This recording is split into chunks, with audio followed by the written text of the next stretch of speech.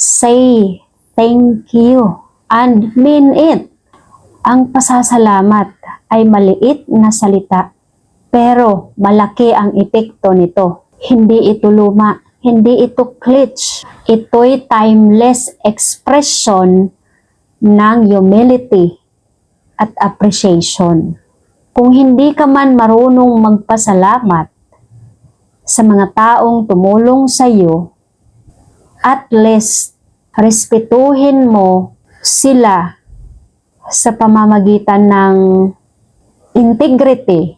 May mga tao na tinutulungan na nga, pero inaabuso yung tumutulong.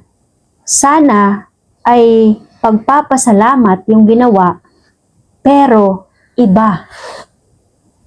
Minsan, ninanakawan, tinatraidor, ginagamit yung mga property ng walang paalam, kakawala ng tiwala at respeto sa taong tumulong. So doon nagsisimula ang away at hindi pagkakaunawaan. Lalong-lalo na ito sa pamilya. Kasi minsan, yung mga taong tinutulungan, iniisip nila na total kamag-anak ko ito, total kapatid ko ito, total magulang ko ito. Hindi sila magagalit. Papatawarin nila ako. O, diba? Kapag ginawa mo yun, wala kang respeto.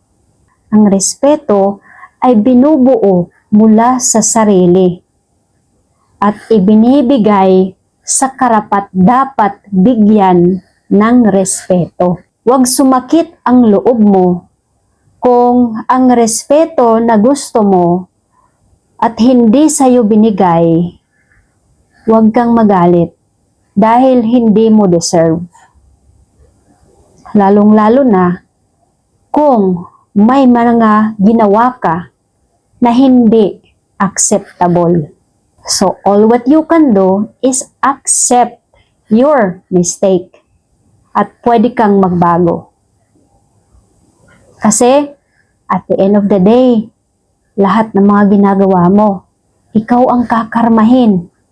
At minsan, pamilya mo pa ang magsasuffer. Ang pamilya, nakakakarma din. Hindi lang ibang tao ang nakakakarma.